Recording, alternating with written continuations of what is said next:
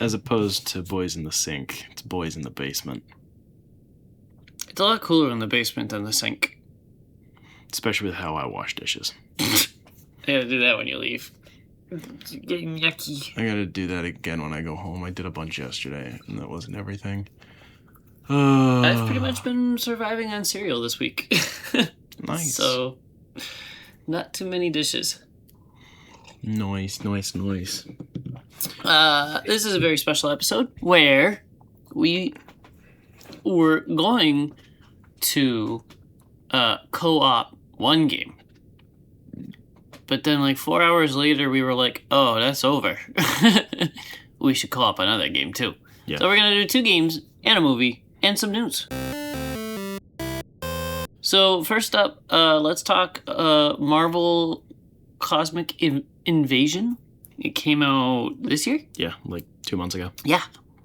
Baller game. It's wicked good. Stupidly good. It's made by the same people that did TMNT Shredder's Revenge. Is that the name of it? I believe so. Shredder's Revenge. Yes, and it's even better. Yes. The handful of difficulties I had with their previous game are mostly ironed out here. I think partially due to the selection of characters and like the diversity of options as opposed to 4 turtles and some other folks. It's a really streamlined version of the Annihilation event. So we're going up against Annihilus and his glowing stick. Mm-hmm. I love that Annihilus just keep like the cosmic control rod is such a fucking 60s thing, and they never stop using it. So this is what I was looking for. It was developed by Tribute Games and published by Dotemu and released for literally everything. Literally everything, indeed. There's a roster of, I want to say like 12 characters. 15, according to Wikipedia. 15, and then there's 2 DLC ones, and I believe they're planning on making more. Yeah. I think the DLC is announced for September or October. Yes, you get your Spider-Mans, your Iron Mans, your Captain Americas, you got a Beta Ray Bill, you got a She-Hulk, you got a Cosmic Ghost Rider. You got Nova, the main character of the game, basically. Rocket Raccoon. Yes, and you also got... Wolverine, just because. Well, of course. Storm. Phoenix. Yeah. Phyla Vel. Yeah, she was there. Silver Surfer. Yes, he was wicked cool. And Venom. Yeah, yes, Venom. And then there's been 1 DLC released for 2 additional characters, Cyclops and The Thing. Yes. They were a blast to play as. Cyclops was stupid fucking good. Yeah. Especially his ultimate. Yes. The thing was but holy shit. When I was showing this game off to friends and family, I was like, no. You gotta play as Cyclops and watch this fucking ultimate. Yeah. It looks so good. Just how the light bends around the room. Yeah. I think my favoritist characters that I liked playing as was Nova was very good. Cyclops, obviously. Wolverine played stupid well. Kind of OP. Yeah, Wolverine was great. You played She-Hulk. I played She-Hulk a lot. I like she plays like a wrestler. That was really cool. Yeah. Silver Surfer was pretty cool. They were all serviceable. The only one that was on first playing I did not like was Phyla Vel. I believe you had the same experience. Yeah. However, I started getting used to her on my 2nd and 3rd playthroughs, and it's still not great, but I've gotten better with her. I like the ideas of the way they use her powers, but she's just really stiff. She's not as responsive as the other characters. You didn't like Cosmic Ghost Rider, but that was who I mained as. You did. I had a blast. I think part of it might be because he's so low level compared to my other characters, and I'm mostly playing later stages again. And as far as I know, you're playing solo most of the time, so that makes it a lot harder. Yes. I was disappointed in how Cosmic Ghost Rider plays, unfortunately. Another one that feels really stiff and slow. Beta Ray Bill was the first one I was actually excited to play as, and then playing as him was just like the most milquetoast experience. I like the hammer. I like how he throws Stormbreaker, but he's wicked slow. Yeah, for sure. Again, he's definitely like you can't play as him solo. Absolutely not. It's hard. Spider-Man and Venom were kind of weird. They're interesting. Spider-Man's very responsive. Both of their web swinging mechanics are fucking weird. You have to it activates like a double jump, but with like the lead up time to get the swing moving, it rapidly ends up changing depth of field with the way that you're swinging across the field, and the screen's not that big. Right. So that was really weird. I do like that Venom has random land shark moments where he just becomes pile of goop with shark mouth. Yeah. That's fun. And he just throws people around with big arm. With all this talk about the characters, I really feel like it's a lot easier to distinguish the playstyle differences in this game compared to TMNT. 100%. It's because it's not in like the way they're balanced. With the Turtles characters, it's mostly like they have it's their numerical differences. If you just boil it down to like their hitbox, like if you remove the skin from the model, basically. That's violent. Yes. Grotesque. If you take the shell off the turtle and you just have your polygons floating there as a single color, they're pretty much all the same. You gonna milk them too? No. Gosh, that movie is so good. Mm-hmm. So it had to be it had to be done mostly on the back end with how like movement speed versus reach and like damage levels and stuff, which I think they were all done pretty well, but these are way easier to tell apart on Silhouette. They have different hitboxes. They play very, very differently. Some of them fly. Some of them, like Rocket, is super short. So is Wolverine. Yep.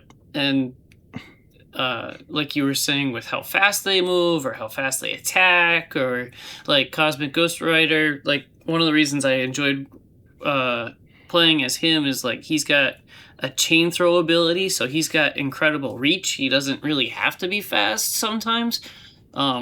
Just so many different play styles. For sure. I like how well they did the team up. That was like the primary selling point, was you get to choose two characters to play as. That's what I was going to get into, yeah. And especially when then playing co-op, so you have 4 characters available.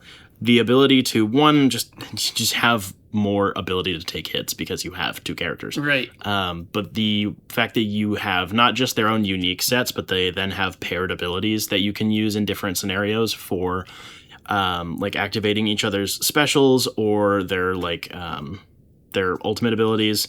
It plays a lot like Marvel vs. Capcom, kind of. Kinda, yeah. Where you call in the friend for a special attack. Yeah, you can just drop in and out near instantaneously. Like, you'll get grabbed by some characters that will just damage you until you change out to a different character, come in, smack them, and leave. Right. That was really cool, and it strongly encourages you to play as other characters, which is why... I think on our first playthrough, we hit all of the characters at least once, but like, for sure, we probably used half the roster very consistently. Yeah. So it gives you a wide net, which is really nice. I had a lot of fun with the challenges for each level. It was harder to find than it felt like it should have been, but there are 3 distinct challenges per level. Each level has like its own flavor of like location and villain, and so the challenges are tied into that. Like you'll have one. There's a level in the Savage Land where you're fighting against Sauron, and so there's a challenge with Storm, I think, and I think there's another X-Man on there that. Might be Jean, I don't remember. Oh yeah, Phoenix, something like that, where it's like both X-Men characters have a challenge for the X-Men flavored level, and it makes a lot of sense and it's a lot of fun. Yeah, same thing with like the couple of levels that are in New York. Obviously, you have Nova in a lot of those just because he's the main character, but you'll have this first level is in the streets of Brooklyn. Well, there's a Spider-Man challenge. No shit. So you'd have 2 character specific ones, varying levels of difficulty. Some of them are stupid easy, like kill 3 enemies with Nova's blast. Like, wow, really? That's your secondary attack. That's really easy. Every level. You know, you'll have like finish off the boss with a particular character, and then you have other ones where it's like, you need to fucking. You have to. One of the hardest ones. 30 fucking counters with Phyla-Vell, and it's like, what the fuck is this shit? Especially because that's a mechanic that does not work well. That or Black Panther, where it's like you're basically backstepping at the last second, and it's supposed to trigger a parry, but they are such a short-range character that it just doesn't work. Yeah. Another challenge that I have yet to get is like kick 5 enemies with a Spider-Man swing or Venom swing or something. And I it's haven't like, gotten that one either. I don't think I'm ever gonna get that one. Like, No. it's just so hard to trigger. For sure. You know, and then you have some basic ones like knock people into holes, push them off platforms, and then usually there's an environmental one for the level. Avoid damage from this, you know, falling debris or Galactussy or whatever. You know, you'll have something like that per level. Most of those were relatively straightforward. A couple of them are actually really fucking hard. One of them, I believe, it's on the final level, and it's like don't get damaged by what was it? Probably the swarming enemies that come through every once in a while. Yeah, I don't remember how they phrase it, but yeah, it's like avoid the swarms, and it's like cool. You get through the level fine enough. And Annihilus uses those every 4 nanoseconds, and he'll usually do it when he's all the way at the side of the fucking screen, so you have 0 lead. You just have to avoid him for that entire. It's a good piece of design work for the boss, but it's a bitch of a challenge to do. Yep. There's also some collectibles. There's a cosmic cube hidden in each level. Some of them are very obvious, some of them are not. You just walk over it. That unlocks. It's a point, basically. Yeah, it's like a token that you can use in the vault, which will unlock alternate skins, character codexes, music tracks, and I think something else. Arcade modes. Yeah. Speaking of, a lot of the alt skins are goofy as fuck. I like it. I like it that I like that I kind of don't want to use most of them. One, the default outfits. Really? I'll get there. Most of the default outfits are fucking awesome. And then obviously some of the characters have very popular like alternate looks, so you'll get those sprinkled in. Like, wow, there's a black suit Spider-Man. Whoa. Who could have thunk you can have Venom be black, blue, or purple? Purple's obviously the better one. You'll have a lot of stuff like that where it's very clear, like Wolverine X-Force outfit. Or his default outfit, if I remember correctly, for the game is the tan and yellow, and then you'll get like the traditional yellow and blue or something like that. And then there's other characters that just don't typically have alternate outfits, right. So they just get like color swaps, yeah, and for sure. a lot of them look really stupid. It's funny. A couple of them they're good color swaps. Like She-Hulk has a couple color swaps that I like. Hers will like change her skin tone because she has a Fantastic Four one. Yes. Like we'll change her skin tone to, kind of give you the impression of a different colorist. Nova's all look like shit, not gonna lie. But that's because Nova's regular outfit is just dope.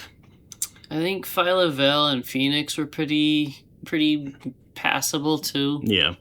But some of them, thankfully, are not just straightforward, like, we inverted the colors. Right. Like, a few of them are like, this is clearly a different outfit. Like, Storm's are clearly different Storm outfits that she's worn. Iron Man has color swaps that are impressions of different Iron Man outfits. Yep. Different suits of armor. Beta Ray Bill's suits all fucking suck. Except his default one. They all look like shit. I hadn't noticed. I was curious if there's anything in there, but he's only had really the one look. It just gets represented differently by different artists. He's never really looked any different. Yeah. I think there's like almost 100 unlocks in that vault. Something like that. And I'm just short of getting them all, which is its own achievement. Yeah. That felt like a good balance of like, there's some stuff sprinkled in here and there, but it's not, I got to replay this 10-minute level and scrounge to find stuff. I mean, it was just enough to make replaying it feel good, but it didn't feel like grinding. Like, it was pretty easy, and like, it didn't make me get sick of the levels. We were done with the game in like 4 hours. Something like that. I probably put in another 4 to 6, and I'm pretty much through the whole game. So it's awesome. Yeah. I think, yes, we had our first playthrough. I think it was 4 hours. We did that in one go. Yeah. And then I did a second playthrough on my own of story mode. That was probably like 5 or 6. I dipped into solo again. Yes, and then I dipped into arcade mode for a little bit just to screw around. Apparently, that makes it a lot easier to get the challenges, and that's why you want to get the arcade mode unlocks from the vault like first. That makes sense because it's going to give you like a bigger variety of situations. Yeah. And then there's also achievements or trophies for a bunch of different characters having their own, kill 30 enemies with Black Panther's daggers, stuff like that, that are pretty straightforward. Some of those are still kind of a turd to get. Yeah. Those are really cool. Shout out Wolverine has long as fuck claws. I love that. I liked that. That was one of the little bits of additional stylization I really like. I like when they're unreasonably long. They're longer than his fucking arm. Very silly. I like that he can jump on people. Yeah. They make him short, and they're like, yeah, so he can mount and just stab the fuck out of you. Yeah. That was really cool, especially with Sentinels. Yep. The music was really nice. There was, I think, a couple of very vague renditions of some of their more notable themes from like the animated series and stuff. Oh, interesting. I think. Don't quote me. Yeah. Most of the bosses I thought were pretty well done. There was one standout that I just did not like because it was really easy, but it also felt really cheap on how they wanted it to be difficult, and that was the 3 bug ladies. You can just beat one of them you can't attack. You just have to they have one collective health bar. You start with one, they throw a second one in, then they throw the third one in, and the third one, if I remember correctly, it's either the second or the third one, you just can't attack. Like, there's no, as far as I can tell, unless you're using, you have to be using like a ranged like beam or something. Mm-hmm. There's one of you just beat the fuck out of her. That's it. Like, you can just stand, like, she'll do some damage back, but like you can just get really close and just punch the shit out of her, and that does everyone's damage. It just felt really sloppy. Weird. Galactus is not Galactus. Annihilus is very much so the final boss of the game. Holy shit. Genuinely difficult. Wide variety of attacks. Lots of stuff. I failed that one by myself numerous times. Yeah, me too. Very annoying having to replay through the fucking level again and again and again. Yep. I think that's the only level I got kind of tired of. I think I like that the Silver Surfer is like kind of a mini boss within his own level. You fight him 3 times, I think. Same with Venom. Yeah. And Phoenix.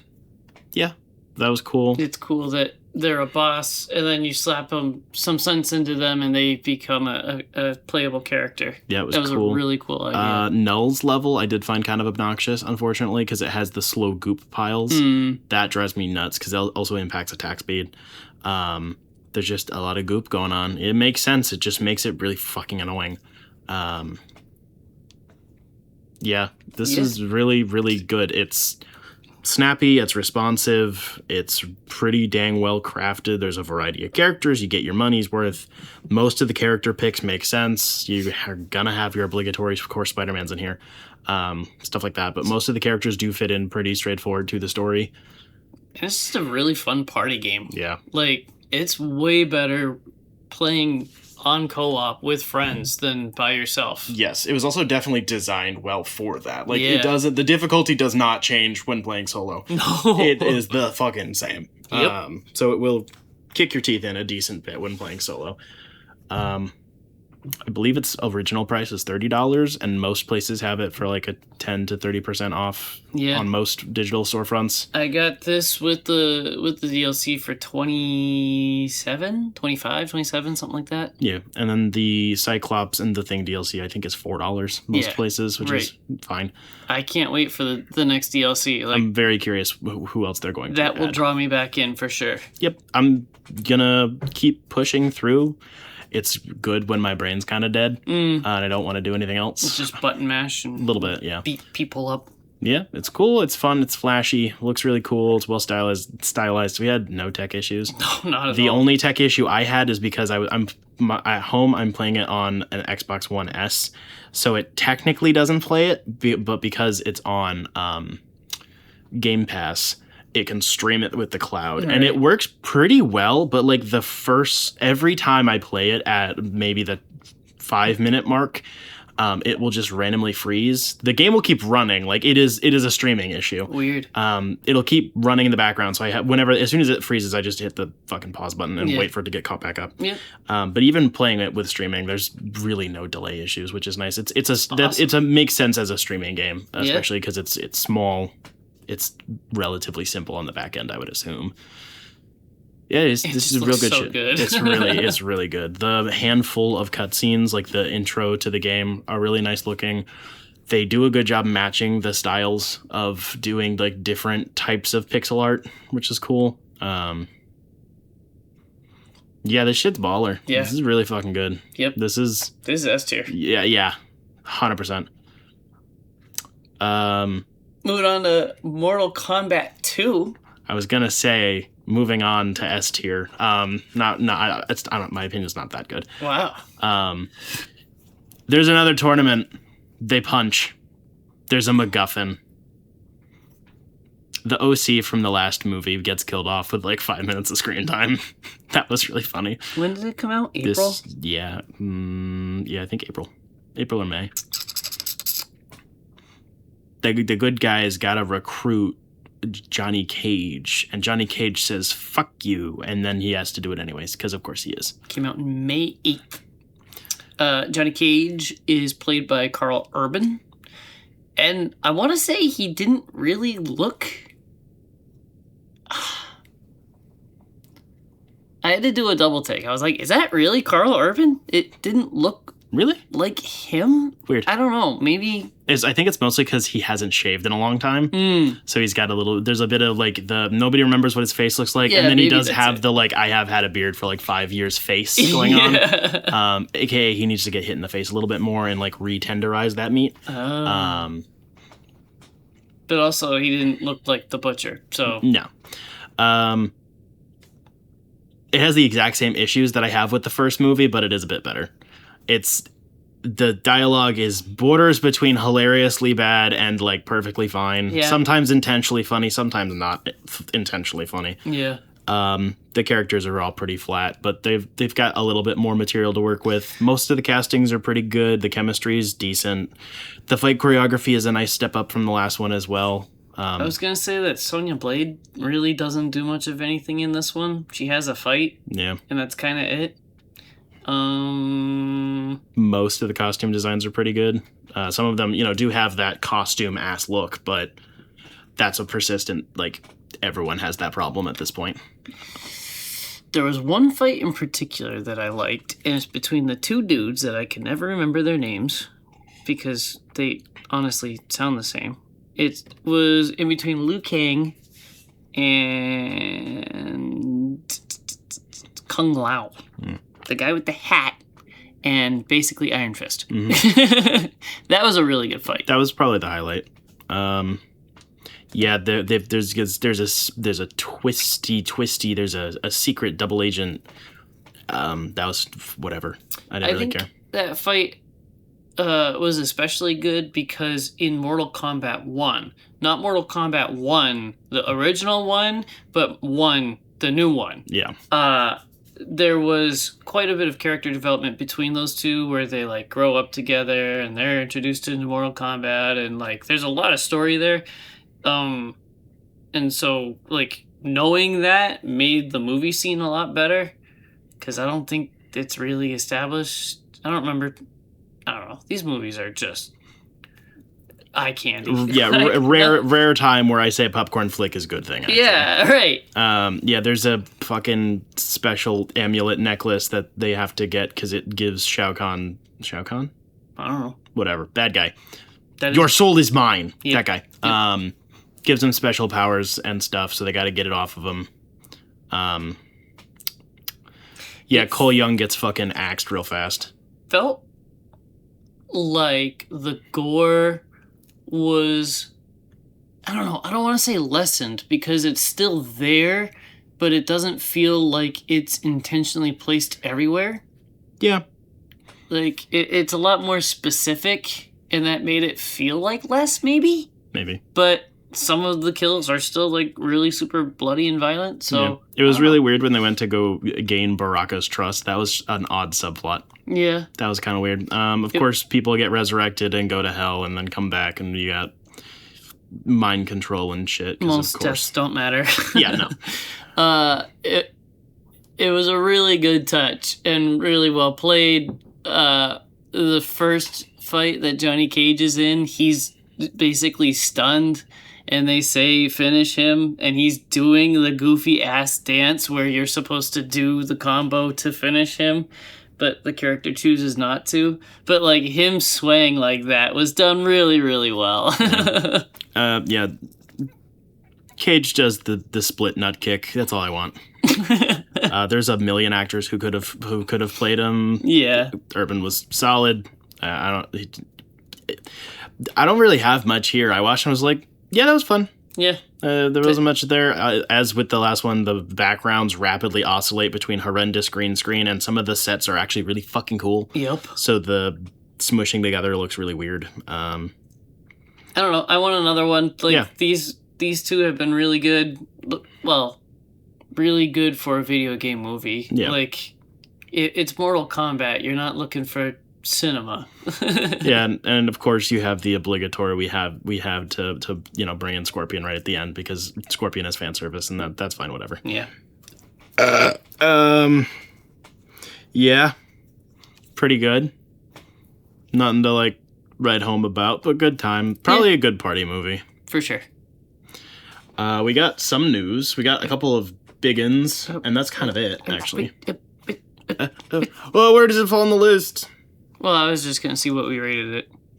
I gave it 3.5. You haven't rated it, you scoundrel. No, I have not. I think it's going to get a 3.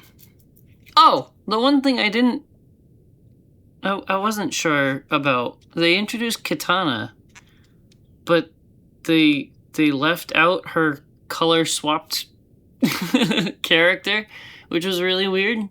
Like, she's blue. There's usually a yellow one. I forget the name again.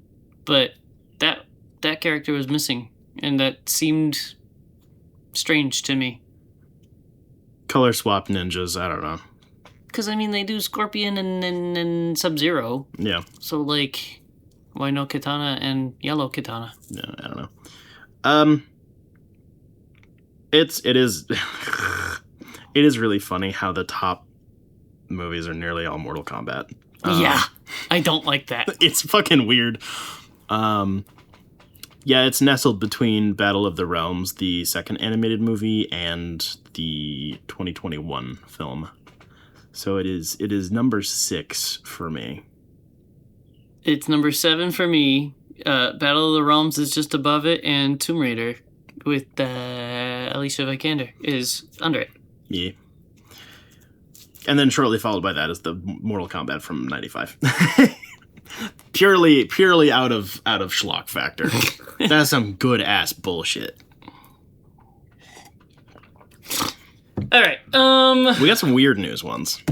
I'm gonna do the big one. Oh, he's gonna do the big one. I'm gonna do the one that I've had a hate boner for more than a month now. This literally got announced like as we were recording the last episode. I've had to sit on this for a month. Mm-hmm. PlayStation, such a proud soldier. Sony came out and announced that discs will be no longer made at all for PlayStation starting January 1st, 2028. And of course, this has upset a lot of people because physical media is good and important. And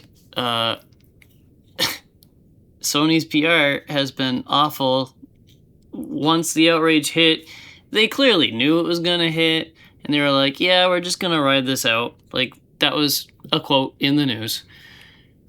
And so any announcement since has been inundated on YouTube with comments like, wow, I wish I could buy a physical version of this. Or the first thing they did 7 days after announcing they were silent. And then the first thing they announced after that was a peripheral, like a fighting controller, I think. Yeah. And everybody was like, why would I buy a physical controller if I can't have physical games? It like loaded the YouTube comments. They've Every single post that they've made, it's awesome. It's everywhere of just like, oh, they thought we'd forget. Right. Nope.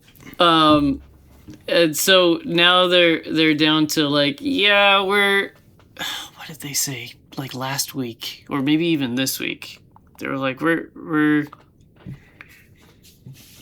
moving tentatively forward with our plans or something. And it's like, I'm not going to go through the whole thing of explaining why physical media is important. Yeah, me neither. Everybody else has already done that. Before you do that, I have one funny bit. Not really funny bit. The thing that makes it extra ironic that PlayStation's doing it first is because the reason why PlayStation got so fucking big was because they were a cheap DVD player. That was one of the largest reasons why, was it 6th gen, got so fucking big. Was because buying a fucking PlayStation was cheaper than getting a regular DVD player for a very long time. And the clip that everybody on YouTube has been using from, I don't know, an E3 in 2013 was them being like, watch us share games with a friend, and they just pass a disc. Yeah, because they were making fun of Xbox having their... Oh, I'm so glad that got ditched really fast. Holy fuck, that was insane. Xbox was like, yeah, you can't resell your games. The thing that is killing me, that, like, I've watched everybody on YouTube that I follow, and nobody's hit this.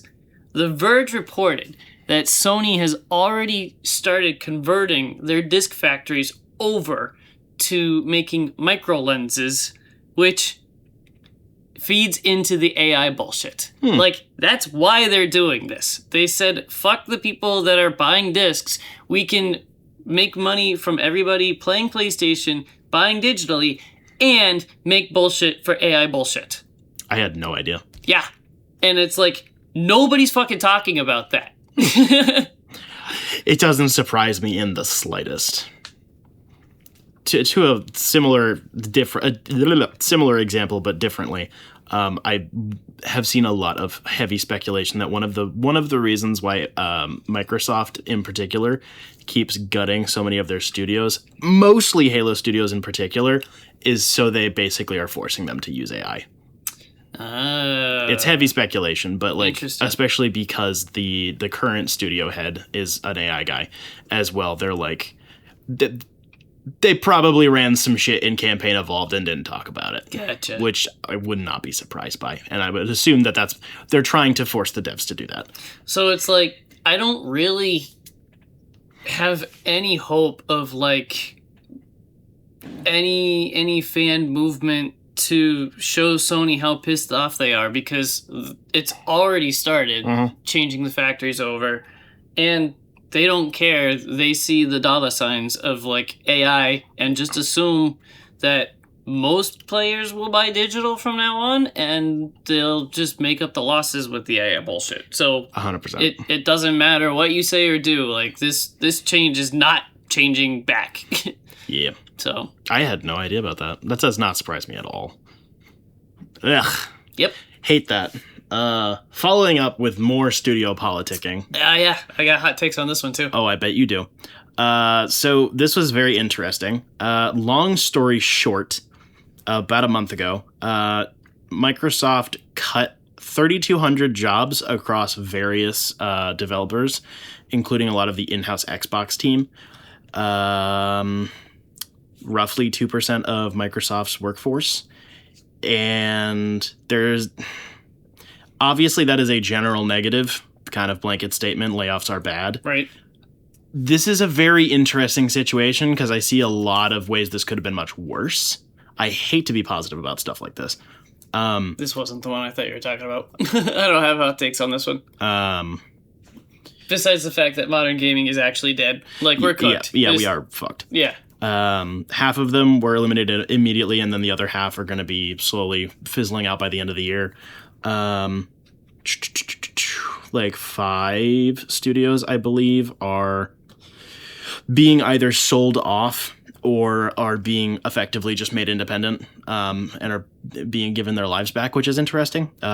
Spinning off are selling Arcane Lion, Compulsion Games, Double Fine, Ninja Theory, and Undead Labs. I mean, I know those names, so that's good. The big thing that they were, I would say, trying to cushion the blow with is no games that have been announced have been canceled. None of those are changing. So all of those studios that were working on games, none of that's going to go anywhere, and they're going to be given like their exclusive rights as developers, which is a good thing. Yeah. I respect begrudgingly the fact that the CEO just made the whole spiel publicly, and it was an internal statement that was then just sent outwards. There was like a big Microsoft email to all Microsoft fucking accounts of this is all the shit that's happening, and then they basically just flipped it and then sent it out to news agencies and was like, this is what's happening. And whether or not the CEO wrote it or it was an underling, like it, at least it's coming from the top and it's not being obfuscated a bunch. That's not horrible. The long and short of all of the details in there that I read was partially they're trying to flatten out a bunch of the hierarchy between the studios internally. So it's not like 5 or 6 bosses above you. There's less layers from where you are as like a base level dev to your like who you actually report to, whether in the studio or to your like Microsoft representative, basically. Right. And they said in much nicer words that turns out when you own everybody, you don't really have any competition, and that's lame. So they're like, shit, we gotta, like, a bunch of these AA devs need to go back on their own because, like, we're competing against ourselves. Fucking id Software basically got cut in half. This is when it started getting very negative, was when people found out where the cuts were actually going that weren't specifically stated beforehand. Id went from, like, 250 people to, like, 100. On the day that their new DLC got released. And their lead, like, art design guy got fired. Yep. Bunch of really bad shit like that. Ironically, they also then followed up with like, we are heavily investing in Doom's future. And it's like, are you? Are you fucking really? So another detail to that, or another side, is like they're down to the size of the crew that made 2016, allegedly. That is, I believe it was one of the higher ups in id said that, was like, yeah, it's not good, but like we're not cooked. Right. It's not just 2 guys in a cubicle anymore. So. Right. Really weird mixed feelings on this one. Like, it is a general negative that layoffs are happening in any form at all, especially because most of them will inevitably be rehired to some extent because everyone's being pushed to do contract work. Everyone they just want you to be able to come in for 2 years on a contract and then be gone, because then union rights are different, pay rates are different. They can fuck you in the ass, and then you just don't have to work for them again, so they don't have to worry about you changing the internal company culture type stuff. Funny bit I saw. Turns out the breast milk thing was fake, I guess, from fucking Bethesda. Was it Bethesda or EA? Really funny thing. That was Blizzard. Yes, Blizzard. Apparently that was a fabricated element. I don't know, whatever.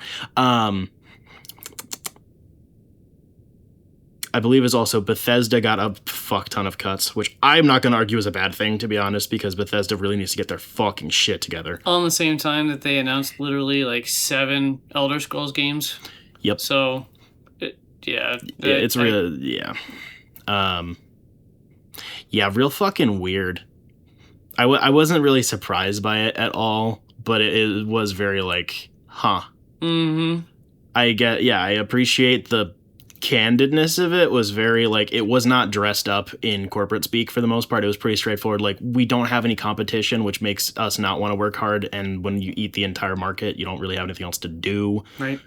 A bunch of those developers and publishers, I think one of them is as well, like, they can do better when they're on their own, not inside the structure, because especially people were then pulling out like analyses of like how long it took for all of them to make new games, and it's like, it turns out when you get bought up by Microsoft, it like triples your development time, and not in a good way.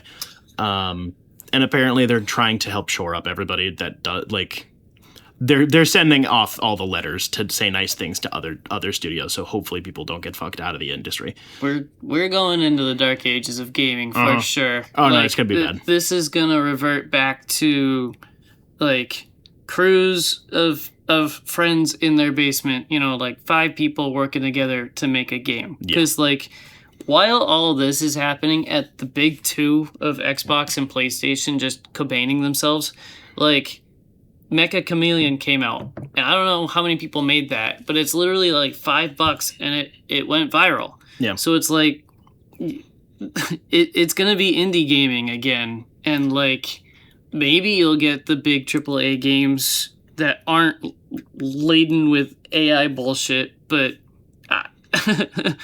this is bad. Like I'm going boomer, full retro. Like I don't care about modern gaming anymore. Like yeah, fucking itch.io is gonna get real damn popular real fast. Seriously. On top of that, as of yesterday, like a week after the release of Halo Campaign Evolved, basically half of Halo Studios got laid off, so they're down to like also like 100 people now. Mm-hmm. To very briefly summarize my immediate response to that, I'm not surprised by that at all. I don't think they're ever going to get out of the hole they're in. It was probably in the works before the game released. Almost certainly. I think the game not doing well just feeds into it. Yeah, I think it's become entirely circular to the point where obviously rebranding to Halo Studios was meant to be a change of house. A bunch of people high up got fired, so that was probably a good thing. Yeah. Some internal restructuring stuff, blah, blah, blah. But they keep making rushed somehow, despite the fact that games take 8 billion years to come out now, they're still rushed, sloppy, not well polished at all, seemingly barely get through quality assurance. Yep. And then they cut the teams afterwards in like, retribution, whether because, theoretically though they can afford it, or just because they're fucking mad about it. Then that makes the problem worse almost every single time. Like there needs to be, you need a hard reset button. You need my if I was in charge, if I was in charge of Halo Studios. If you were Asha. Yes. Halo Studios is going on an indefinite hiatus for 5+ years, and like everybody else is going to go do other shit. And then like you have to rebuild the studio from the ground up. You cannot just hire more contractors, because that's also why they had to flip the engine around when they moved to Unreal, because I like the Slipspace engine for Infinite. It was a really weird decision to like they felt because Blam is ancient and it's held together by spit and duct tape, and you keep kicking the can down the road on issues, you find Band-Aid solutions. They could not make Infinite in Blam. It just would not have worked. The whole thing would have fallen apart. So they took time to make an entire new engine, which I think works really well. But then because almost everyone that worked on making Slipspace got fired after Infinite, nobody knew how to run it. Yep. So then they at the same time just decided to move to Unreal. Unreal 5. Yeah, Unreal 5. I'm pretty sure is laden with AI bullshit. I'm pretty sure you're not wrong. So like you have to have older people around because they know how the engines work. You can't just hire people. Like the reason it takes so long between games in any like development system for people to make stuff is because they don't know how it functions. There is no instruction manual. Every game engine is a pile of patches on other patches with weird solutions to problems. You can't just go from working on one thing to another thing and then like pick it up like that, which simultaneously is probably a good thing that they're going with a more commonly used engine, because that means people don't have to take as long to get caught up on it. But like this circular reasoning just keeps getting worse and worse, and it's like, oh cool, we'll cut the studio, so then you end up cutting people that have been there for ages, know what they're doing at least, so then it takes people time to get acclimated, which you don't have. So then they make rushed, sloppy products because they don't have any choice. And then you fire more of them, and it just keeps getting worse and worse and worse and worse. Like, it's very... Another thing that was in the news. What's his face? Ryan Hurst? Yes, Ryan Hurst. Got injured on the set of Amazon Prime's God of War TV show, and was promptly fired.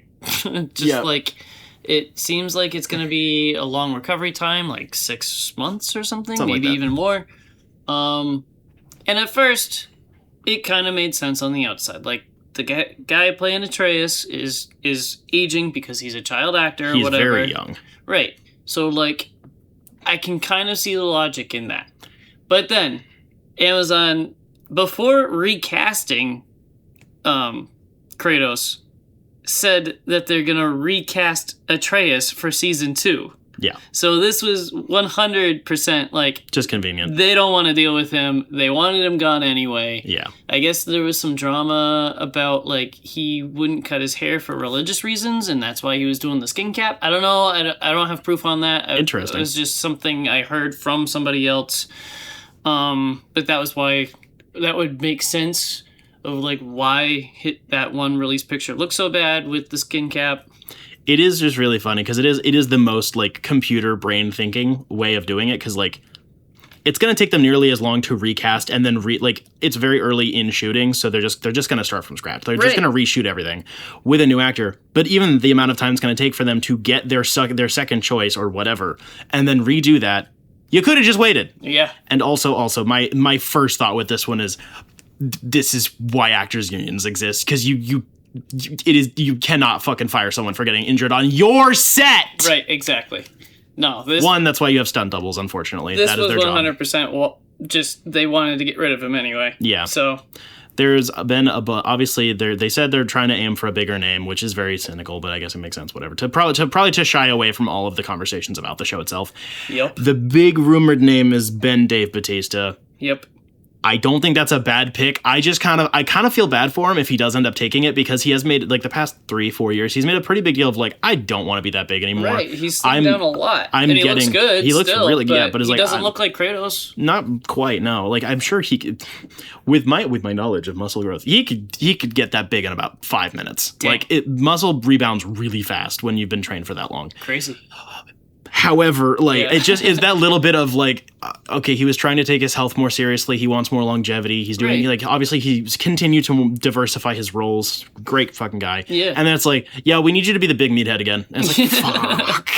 They'll throw so much money at him. I would never blame him for taking it. Right. But it is just like, damn, that kind of fucking sucks. And I think like he would be able to put a lot of real life personality into that role of like, I'm getting old. I used to be the big angry meathead man. Yeah. So like a lot of that could easily fall into place for him, but it still sucks. Yeah, like it is definitely a good, like it is a good casting decision. It is just with the given context of everything that happened. It's like, oh, they just really want to like brush this under the rug and be like, look, guys, big name. Yeah, exactly. Because they were fine with casting. Was Ryan Hurst was one of the voice actors for. He was the voice actor for Thor, right? Yes. Yeah. So like they were cool with going with like a relatively smaller, by comparison, anyways, like person and being like, oh, we'll give you. It's just so fucking dumb.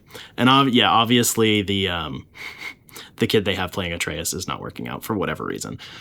He's a kid, so it is really hard riding that fine line of like, okay, I want to critique you a little bit because like you needed help on the acting part, but like kid's like 10. Yeah. So fucking it is weird that they actually went as young as they did. Because he is definitely the kid that they cast, especially with how he looks in that photo. He is younger than Atreus is in God of War 4.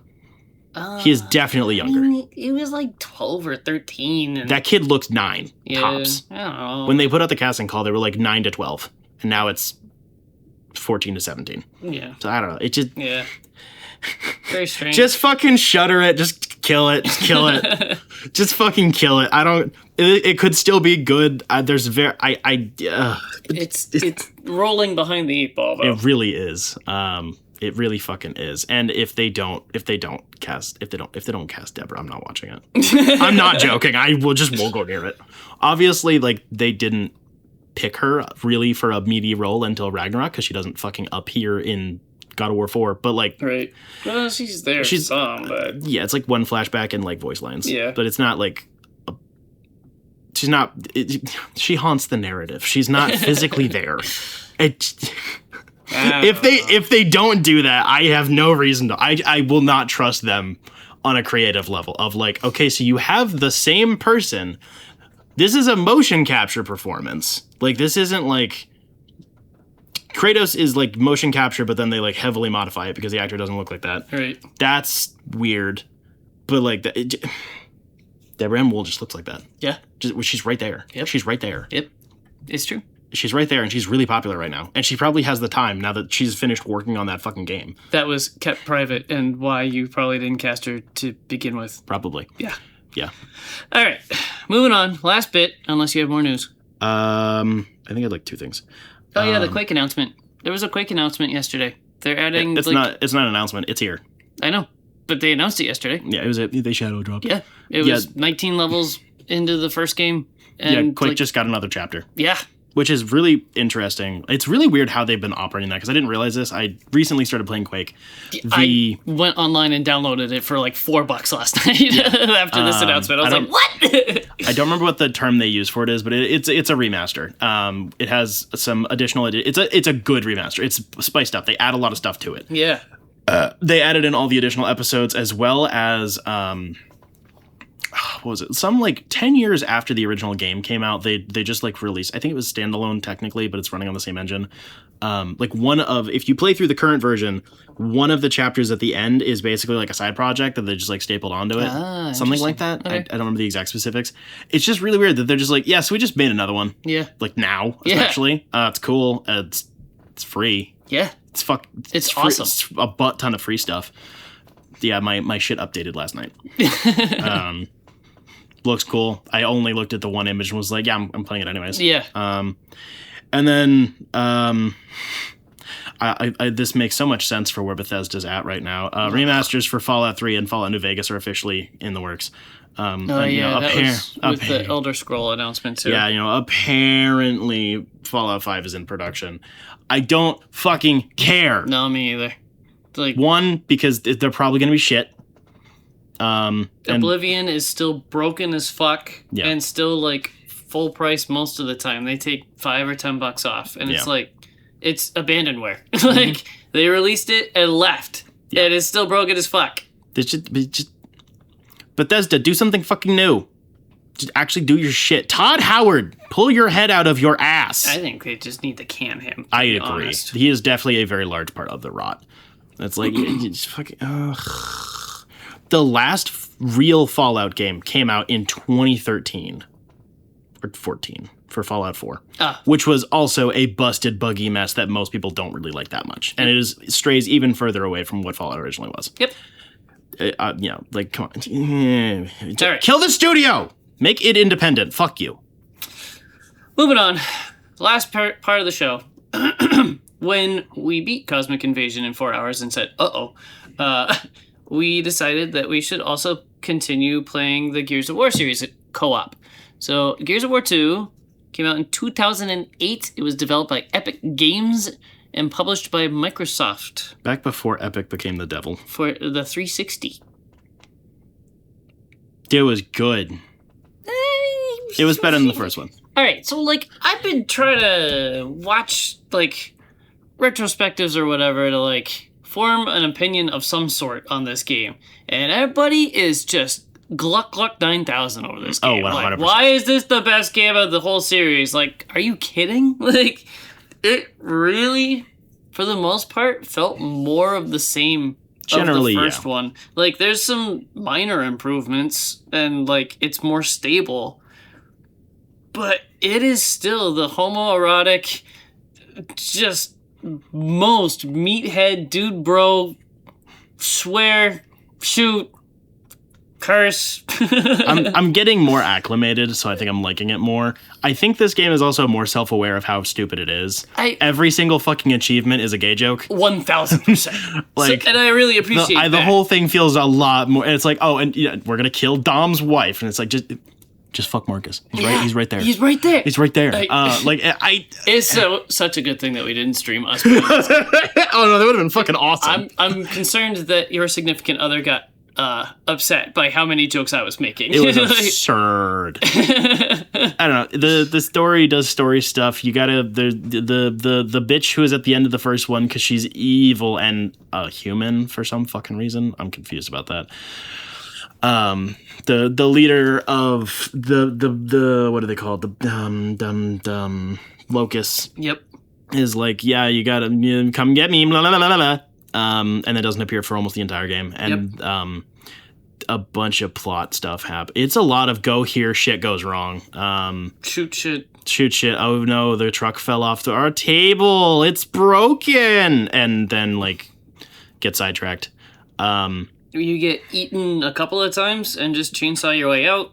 And to be fair, like We had to replay that one level twice, I think, because we paused there. Yeah, it didn't save right. But when they chainsaw their way out of the gigantic dune worm, and they're like completely blood soaked, like it looks really good. Like those models in particular were painted really well. I do think in general, they're both the in-engine and the pre-rendered cutscenes do look very good. They still have really good direction. It is.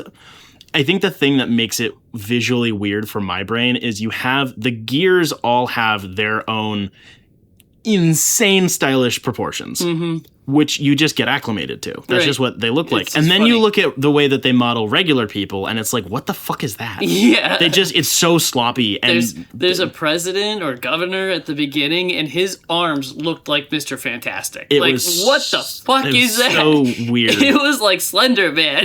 I don't know if it's the engine. I'm assuming this is probably like Unreal 2 or 3. But like whoever was working in the department of we make the regular people, the rare times they appear in the game, they just look horrendous. Wikipedia says Unreal Engine 3. That makes sense. I don't know if it's intentional or not, but like part of it is, they don't appear that much. We can be sloppy and they don't have to be as high effort. I get that.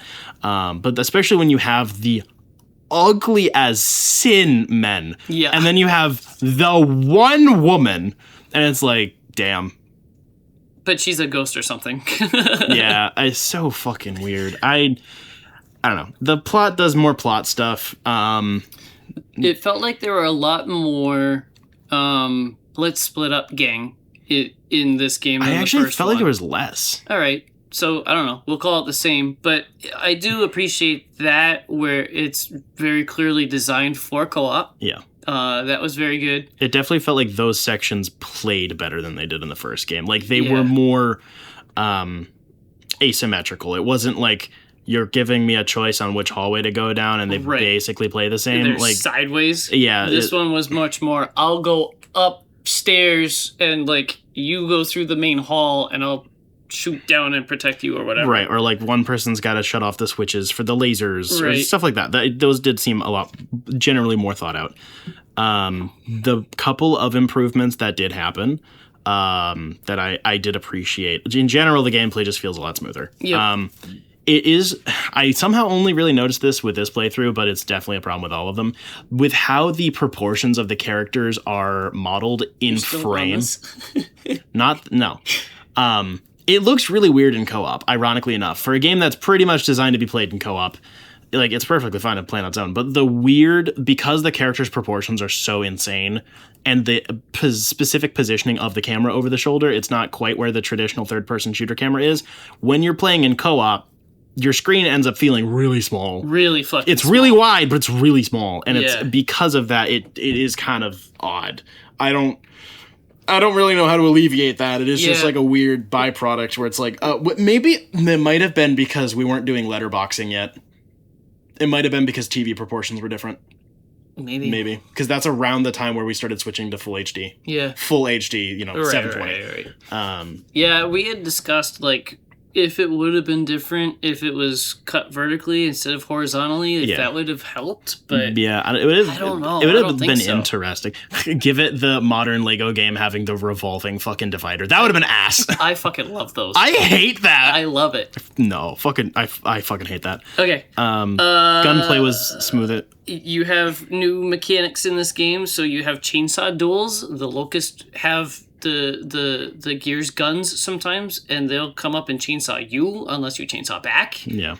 That was fun. Yeah. And I mean, it's just a QTE, but it's fine. What I noticed and didn't realize what it was supposed to be until like halfway at least, I kept making Fortnite jokes because you could down enemies and they're like crawling away.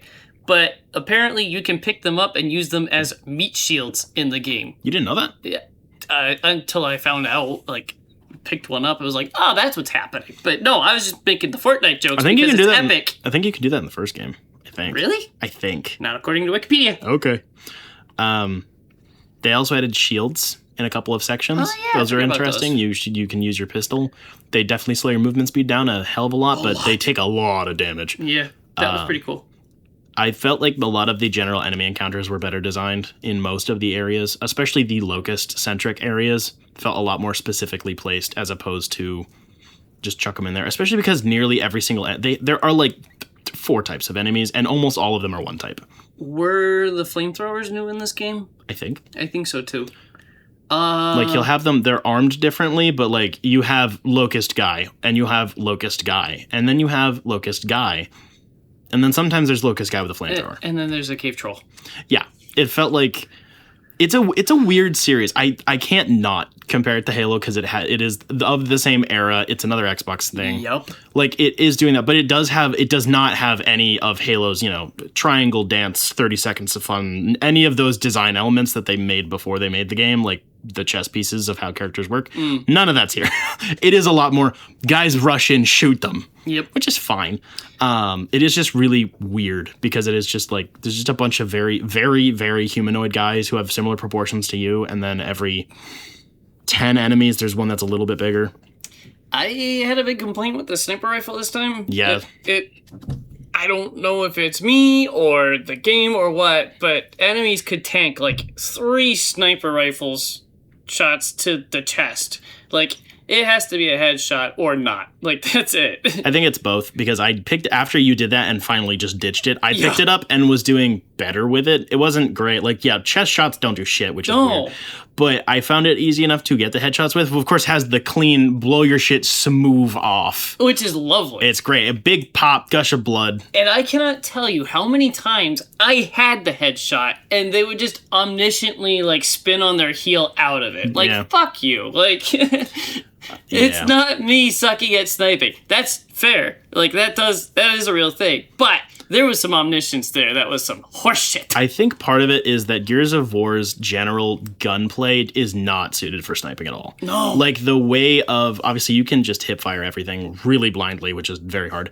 But like, the insanely high bullet magnetism, obviously the really, really, really big magazines, like, it's meant to be fast and sloppy. Yeah. And I think even the fact that like the shape of the reticle and how big the reticle is just does not match with the sniper at all. Like, the then precision of like, okay, so it says it's red and it's over the head, but like within the reticle, like what variance does the bullet have? Mm-hmm. Whereas all the other guns, it's fine because you can just spam more. The shotgun is so good. It's so crunchy. Yeah, but the sniper is also a single shot, and it takes fucking forever to reload, and I was hitting the reload magic slot like perfect every time. I was doing better with that than actually shooting it. Yeah. I believe the base pistol got a bit of an upgrade and got beefed up as well. That was a lot easier to use. It didn't feel like it didn't feel like Doom Eternal's fucking handgun where it's like, why do I even have this? There is no handgun in Doom Eternal. What am I thinking of? I don't know.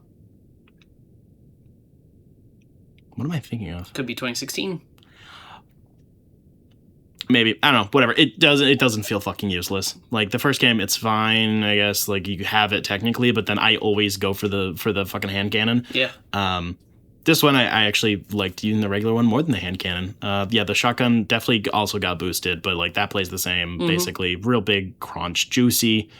I do really like that Gears has very simplified weapon design. I really like when games just commit to having, like, we have 5 weapons. That's it. Well, that, and it's flavor swapped for the Locust version of it. Yeah, like, there's the Lancer, it's like a burst rifle that the enemies have. Yep.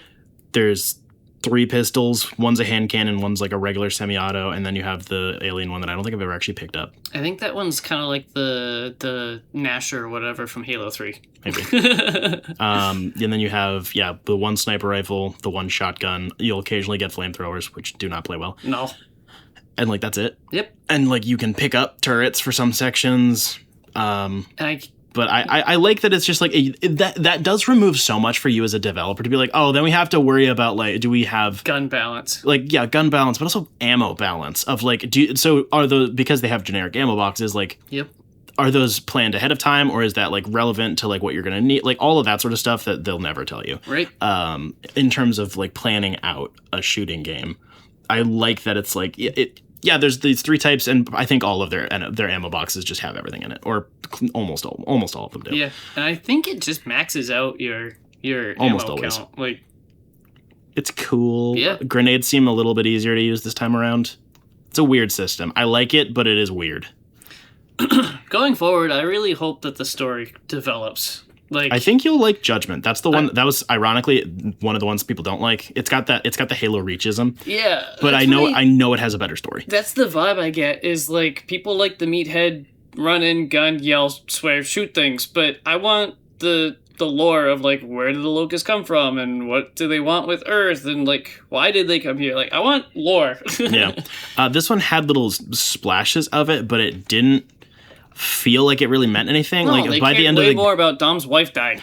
Yeah, by the end of the game, they're literally like, oh, so their locusts are having a civil war right now, and it's like, oh, you mean those other ones that I don't know what the fuck they call them, like the ones that glow, and I'm like, don't they all glow? Yeah. Like I cannot remember a visual distinction between them. No, I'm sure there might be one, but I think because of its general sludgy art style, which I like, yeah. I think you cannot rely on those sorts of fine details. The worlds were really cool. Yeah. Like, you spend a lot of time underground, but there's a lot of difference in between it. There's, like, I don't know, the Poison Pond one, which is basically a sewer. You have, like, the Hellscape one, where it's a collapsed city that the Mole Man made. That was it's all on fire. That was pure Quake. Yeah.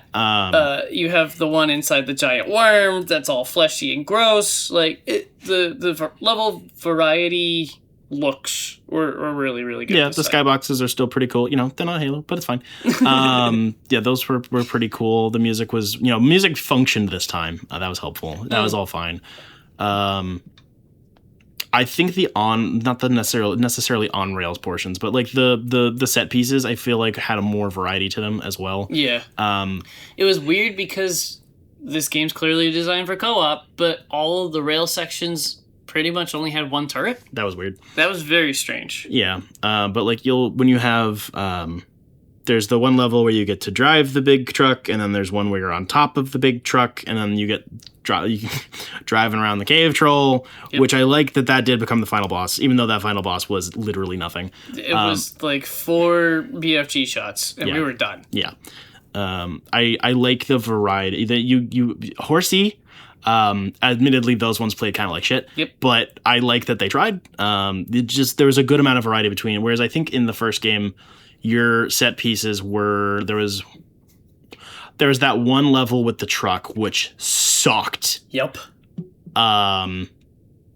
There was a bunch of you're on a moving platform with a turret. I think it was pretty much all like different types of moving platforms are like you're on top of a truck and you're using the turret and they're trying to board you. The first one had a level where you had to stay in the light or that you was would cool. Get sucked up, and the second one had a really cool level where there was hail, but it was actually like window glass shards and you would die if you would get stuck in it for more than 3 seconds. So it's basically the same thing, but it's different, and that one was really cool. That took us a minute to figure out. Yeah. Because it was like, oh, you can't just tank glass to the head. Yeah, who would have thunk? Yeah, weird. So yeah, that was a really cool level. The little bit with the cranes was fine. I wish they did more with it, but yeah, you get the we fell down the elevator shaft, and then you fall down, and then you fall down again. There's a lot of falling in this one. It was fun. It's definitely an improvement on the first one. It just doesn't have much more meat to it. To be fair, I guess, as I'm bitching about lore, we did run around and try to collect all the collectibles. Yeah, did we read them? No. Because we're not going to sit there in silence and read slowly. Like, I can't put my finger onto the words as I'm reading this with you there. Like, yeah. Performance anxiety, so... True. Those did seem like they had more variety to them. I think it's around the same number of them per level, but they felt like the way they were presented was different versus the first game. I think that like all the pages like kind of look the same. Yeah. This one, there was like some pages, and there's some journals, and there's like, you read this box. Dog tags. Yeah, like there's a lot more variety to that, which was neat. Yeah. Yeah. I guess. This one felt longer.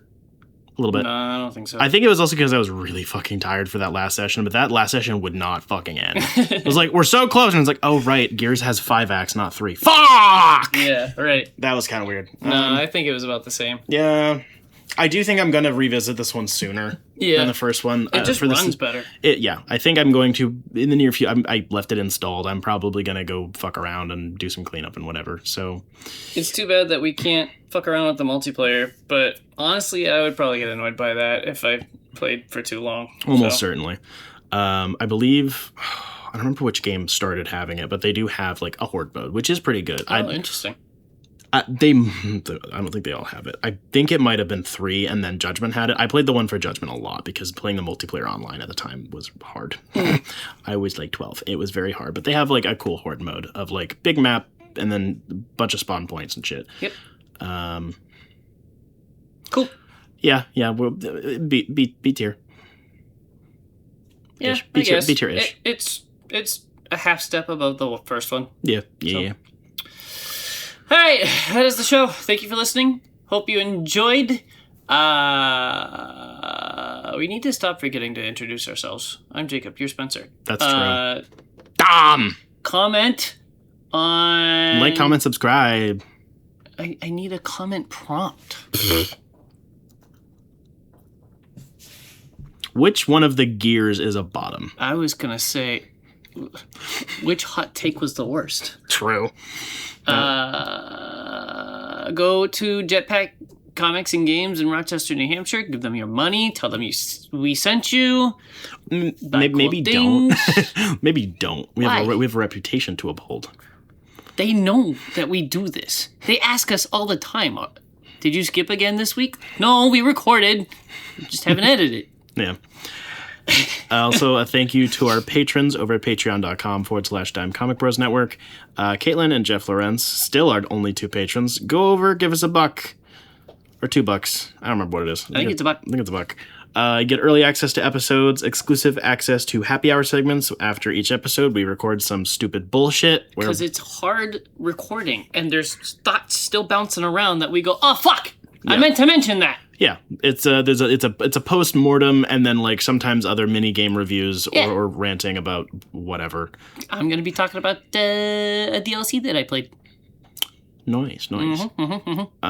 Yeah. Next month I'll be talking about Shadow of the Tomb Raider. Next month I'm doing a theme. Oh boy. Across 3 games. Oh dear God. Yeah. We're doing one of these again. Yeah.